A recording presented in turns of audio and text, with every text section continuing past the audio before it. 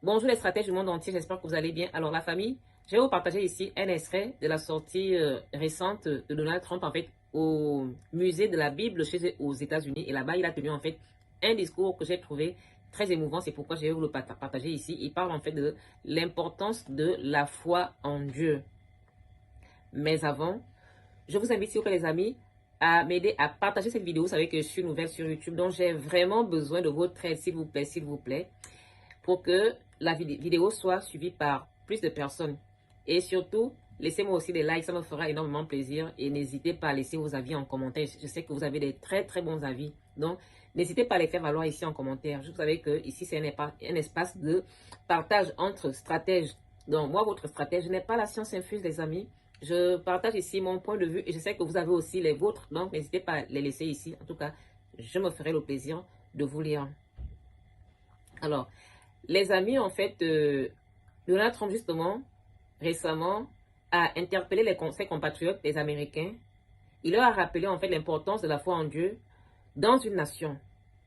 Pour lui, il leur a dit, en fait, que dans une nation, il est pourvu, en fait, de la foi en Dieu, ben, celle-ci sera vraiment perdue. Celle-ci va aller de mal en mal. Et d'après lui, c'était le cas des États-Unis. Et il dit, en fait, que depuis qu'il est de retour, en fait, à la Maison-Blanche, bah, les choses vont de mieux en mieux parce que lui, il est venu replacer Dieu au cœur de l'Amérique. Et en tout cas, vous allez l'écouter ici. En fait, moi, je l'ai trouvé en fait très émouvant parce que ce qu'il dit est très important parce que c'est le cas de notre vie en général, en fait. C'est très important pour nous d'avoir Dieu dans nos vies parce qu'une fois la présence de Dieu manque dans nos vies, mais forcément, on ne peut pas aller bien. Une fois la présence de Dieu manque dans une nation, cette nation ne peut pas se porter bien. Et c'est le cas aussi du Gabon. Aujourd'hui, le Gabon va de mal en mal, en fait, va de mal en pis parce que, voilà, on avait entendu à l'époque d'Ali Bongo que ce dernier aurait donné aurait donné notre pays dans les mains du DIABLE. C'est ce qu'on avait entendu ici et là. Et même sans ça, quand tu regardes l'état du Gabon, tu comprends facilement que notre pays va mal, qu'il y a forcément la présence du malin dans notre pays. Ça ne va pas. Parce que là où il y a Dieu, on ne peut pas retrouver tant de souffrance. Regardez comment les Gabonais souffrent. Les gens vont de plus en plus mal. Ça ne peut pas être anodin, la famille. C'est pourquoi je vais vous laisser ici ce message. Et c'est vrai que quand je parle du Gabon, c'est vrai que je parle plus du Gabon parce que je suis gabonaise. Mais c'est le cas de plusieurs pays africains parce que nous connaissons les mêmes mots. On a les mêmes problèmes. C'est ça qui est la vérité.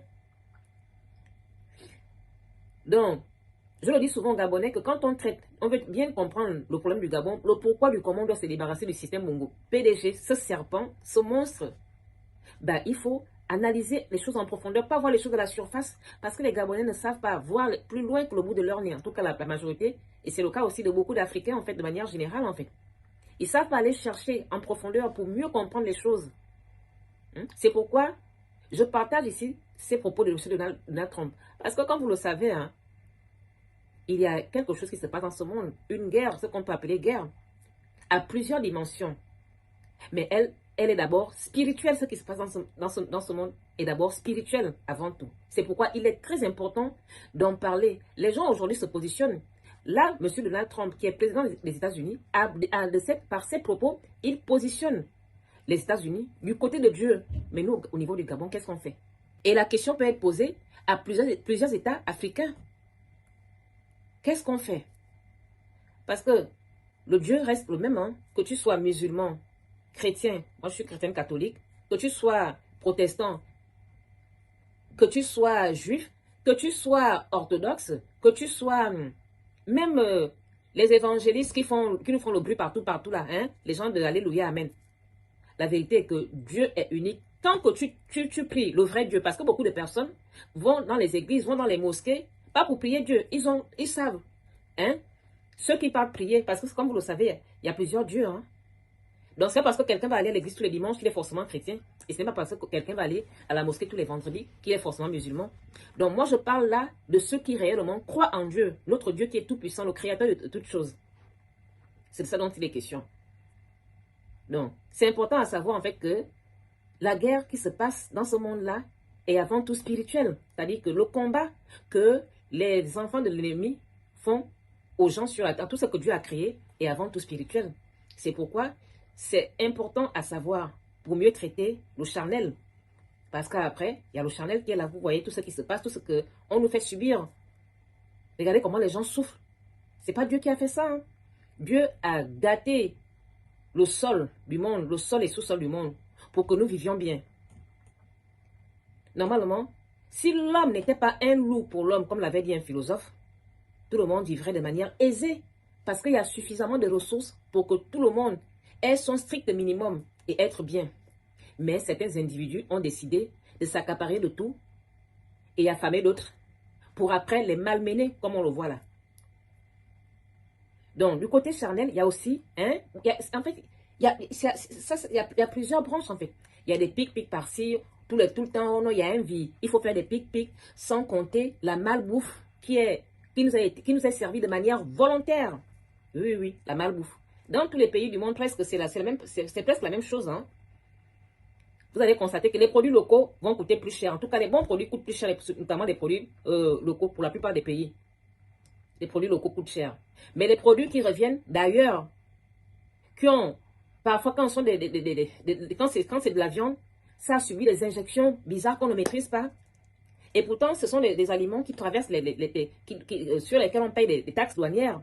Plusieurs taxes, normalement, sont ces aliments qui devraient coûter cher, c'est-à-dire les aliments qui reviennent de l'extérieur des pays. On prend le cas du Gabon. Tout ce qui revient de l'étranger doit coûter cher au Gabon.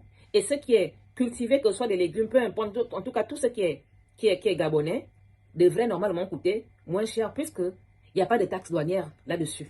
Mais, à notre grand étonnement, tous les produits locaux au Gabon coûtent cher, les yeux de la tête. Ça, c'est devenu à la portée rien que de ceux qui ont beaucoup d'argent. Et les Makaya sont stratégiquement orientés vers des produits toxiques, des produits qui vont comme ça, demain après demain, un à un, chacun à son tour, les rendre malades. Et c'est la même stratégie presque dans tous les pays du monde entier. Ce n'est pas anodin. C'est pourquoi je vous dis que la guerre est à plusieurs dimensions, plusieurs niveaux. Il y a plein de choses qu'on peut d'abord, et que je peux énumérer ici, mais sinon, si je me mets d'abord sur ça, la vidéo risque d'être très longue. Donc, c'est important à souligner que, en fait, important à parler, en fait, les questions de Dieu. Faire comprendre aux gens l'importance d'avoir Dieu dans sa vie. Et ça fait quand même plaisir de voir que une personne qui fait partie de ceux qui sont au sommet, de ces gens-là qui gèrent ce monde, ça fait plaisir d'entendre un discours de ce genre sortir de la bouche de l'une des personnes qui gère ce monde. Parce que ça vient comme ça soutenir les propos de nous autres là, quand je dis souvent par exemple aux Gabonais, en fait, que la question du Gabon ne peut pas être traitée à la surface, mais à la racine. Parce que ce système Bongo PDG est un système mondialiste. Mondialiste, qui dit mondialisme dit tout ce que je viens de vous énumérer là. Ceux-là qui font la guerre à tout ce que Dieu a créé. Et le système Bongo PDG est une branche de ça. C'est pour cette raison que nous, au Gabon, ça ne va pas. Tout le monde reconnaît que ce système lui fait du mal. D'ailleurs, c'est pourquoi le général Oligui, à son arrivée, il avait dit qu'il avait libéré le Gabon. Pourquoi il avait parlé de libération? Parce qu'il est conscient que notre pays est attaché quelque part. Malheureusement, il n'a pas voulu le libérer. Dans la réalité, tout le monde est conscient que notre pays est attaché. C'est pourquoi on parle de libération au Gabon. Malheureusement, notre pays n'a pas encore été libéré. Et nous sommes unanimes là-dessus sur le fait que le système Bongo PDG est un monstre qui a déjà fait beaucoup de mal aux Gabonais et au Gabon et continue de le faire puisque le général Oligui ne veut pas rompre, ne veut pas couper la tête de ce serpent Bongo PDG, système Bongo PDG. Donc on est encore collé à ce système mondialiste-là puisque le système Bongo PDG s'est même régénéré avec le général Oligui. Ce système s'est régénéré. D'où vraiment la gravité de la situation de nous Gabonais. C'est triste pour notre pays. Mais nous allons continuer à interpeller le général Oligui en espérant qu'un jour, il nous écoute, la famille. On ne va pas baisser les bras. N'est-ce pas? Stratégiquement. Parce que la vie, c'est la stratégie. Donc, la famille, excusez-moi, je ne sais même pas si je regardais du bon côté de la caméra, mais bon. Bref, avec le temps, ça va le faire. Donc, la famille, je vais vous laisser ici avec l'extrait de Donald Trump, comme je vous le disais. Mais, voilà. Et pourquoi Donald Trump tient à le préciser? Pourquoi il a tenu à faire ce discours? Parce que tout le monde a constaté vraiment la présence du malin sur la terre. Beaucoup de gens aujourd'hui font des vidéos, beaucoup de gens le reconnaissent que le malin, sa présence est devenue vraiment très très forte sur cette terre. C'est pourquoi les gens souffrent de plus en plus, comme nous le constatons là, la famille. Quelque chose de malsain se passe dans ce monde, quelque chose de bizarre. Il y a une présence maléfique là, dans ce monde. Donc, la famille, Je ne vais pas être très très longue, je pense que j'ai déjà été longue. Vous savez que ce sont des questions qui me touchent, en fait, ce sont des questions que je trouve importantes parce que c'est primordial de comprendre en fait qu'on n'est pas dans un monde de bisounours parce que beaucoup de personnes pensent être dans un monde de bisounours, là où tout va bien, machin et tout. Donc du coup, quand on leur parle même du système Bongo PDG pour prendre le cas de nous au Gabon, en fait, ils comprennent pas grand-chose en fait à ce qu'on dit parce que, enfin, je sais pas, beaucoup sont incrédules. Mais on va continuer comme ça, voilà, à faire ce que nous pouvons en espérant qu'un jour, ils comprendront. Hein. Je vous prie encore une fois de me mettre des likes, de partager, faites tout ce qu'il faut pour que cette vidéo circule stratégiquement. Et je n'ai plus qu'à vous dire à bientôt dans la prochaine vidéo. Bonne écoute. L'Amérique a été fondée sur la foi, comme nous le savons, et je le dis depuis longtemps. Et lorsque la foi s'affaiblit, notre pays semble s'affaiblir aussi. Quand la foi se renforce, comme c'est le cas en ce moment, nous traversons une très bonne période.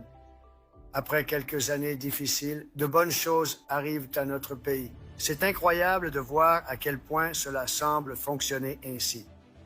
Et sous l'administration Trump, nous défendons nos droits et restaurons notre identité en tant que nation sous Dieu. Nous sommes une nation sous Dieu et nous le serons toujours.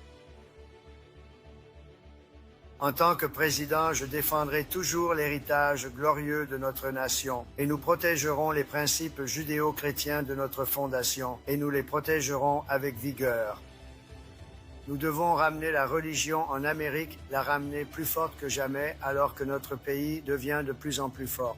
Pour avoir une grande nation, il faut avoir la religion, j'en suis profondément convaincu. Chose après tout ce que nous traversons, et cette chose, c'est Dieu. Nous traversons tout cela pour une raison. Ce n'est pas facile, Philippe. Je suis heureux d'annoncer ce matin que le département de l'Éducation publiera bientôt de nouvelles directives protégeant le droit à la prière dans nos écoles publiques. Et c'est total, jusqu'à la mort.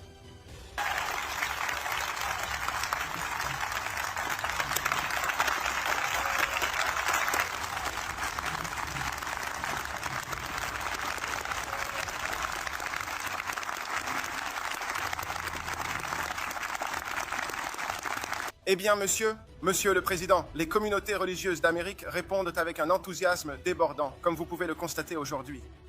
Aujourd'hui, plus de 70 grandes organisations religieuses et églises se sont réunies pour participer à ce que nous appelons America Prays. Et si des croyants de tout ce grand pays se réunissaient avec 10 personnes, amis, membres de la famille, collègues, relations de travail, 10 personnes chaque semaine, pour prier pour notre pays et pour nos concitoyens, laissez cela vous imprégner. 1 million de personnes chaque semaine, 10 personnes se réunissant pour prier pour notre pays et pour ses citoyens. Pensez aux miracles qui pourraient se produire au cours de l'année à venir. Merci, monsieur. Merci beaucoup, Scott. L'Amérique a toujours été une nation qui croit au pouvoir de la prière et nous ne nous excuserons jamais pour notre foi, jamais, jamais, jamais, jamais. Nous n'abandonnerons jamais nos droits donnés par Dieu. Nous défendrons nos libertés, nos valeurs, notre souveraineté. Et nous défendrons notre liberté. Depuis des milliers d'années, la Bible a façonné la civilisation, l'éthique, l'art et la littérature. Et elle a apporté espoir, guérison et transformation à des millions et des millions de vies innombrables. La Bible est aussi une part importante de l'histoire américaine. C'est pourquoi je suis ravi d'annoncer qu'il y a tout juste quelques instants, j'ai personnellement remis la Bible de la famille Trump que m'a donnée ma mère. Je me souviens du moment où elle me l'a offerte. Mais elle a été utilisée lors de mes 2 investitures et également exposée au musée. Et je suppose qu'elle sera désormais exposée en plein cœur de la capitale de notre nation, juste ici. Et c'est un honneur. C'est Sonata. Nous sommes ici ce matin pour discuter des graves menaces qui pèsent sur la liberté religieuse dans les écoles américaines. Et vous savez ce qui se passe. Nous savons tous ce qui se passe. Mais je vais vous dire, beaucoup de progrès ont été réalisés au cours des 8 derniers mois. Des progrès énormes, bien plus que ce que je pensais possible à bien des égards. Non seulement cela, mais l'agenda woke a pratiquement disparu. C'est profondément enraciné. Nous devons nous assurer qu'il soit éradiqué. C'est très mauvais. C'est comme une mauvaise herbe. Vous pensez l'avoir éliminée, puis elle recommence à pousser. Alors nous devons être vigilants. Mais c'est très, très différent d'avant. Regardez West Point, comme ils sont fiers de leur héritage. Ils ont fait quelque chose cette semaine que j'ai trouvé approprié. Certains d'entre vous savent de quoi il s'agit. Est-ce que quelqu'un sait de quoi il s'agit? Oui, ça me plaît. J'aime ça. Oh, regardez qui nous avons ici. Nous avons votre associé, Pam, hein? Endoctrinés avec de la propagande anti-religieuse et certains sont même punis pour leurs convictions religieuses et très, très sévèrement punis. C'est ridicule. Je me suis un peu impliqué avec les musées, vous savez, parce que j'ai eu un petit problème avec le Smithsonian. Nous aimons un peu plus de positivité. C'était uniquement à propos de toutes les mauvaises choses dans notre pays. J'ai dit, et les bonnes choses que nous avons faites, alors je me suis un peu impliqué. Je me suis un peu impliqué là-dedans. Et ils font, honnêtement, ils font des changements. Vous savez, ils l'étaient aussi. En toute honnêteté, ce sont les gens qui m'ont précédé, qui m'ont dit quoi faire. Mais ils font des changements. De grands changements sont en cours au Smithsonian. L'administration Trump n'aura aucune tolérance pour le terrorisme, incluant les crimes haineux contre les chrétiens, les juifs ou quiconque. Nous n'allons pas permettre... Et il y a eu aussi un horrible meurtre récemment à Charlotte, dont j'ai parlé, ainsi que de tant d'autres. Et nous y arriverons jusqu'au bout. Vous savez, quand il y a des meurtres horribles, vous devez prendre des mesures horribles. Et les actions que nous entreprenons ne sont rien.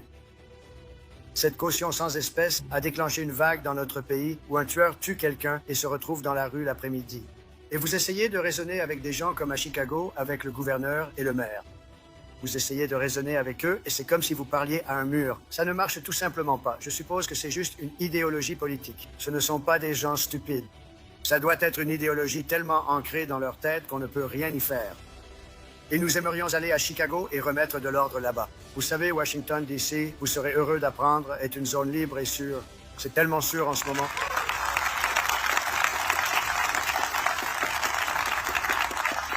C'était l'un des endroits les plus dangereux. Vous pouvez le croire, nous attendons un appel de Chicago. Nous allons régler le problème de Chicago. Encore une fois, D.C. est tellement sûr, vous pouvez sortir. Des amis à moi ont appelé, un en particulier. Il est à D.C.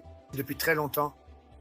Et il a dit, je ne suis pas sorti dîner avec ma femme depuis 4 ans. Les restaurants fermaient tous parce que les gens avaient peur. Même s'ils étaient dans le restaurant, ça ne changeait rien. Ils se faisaient braquer. Vous savez, des types entraient dans un restaurant avec des armes.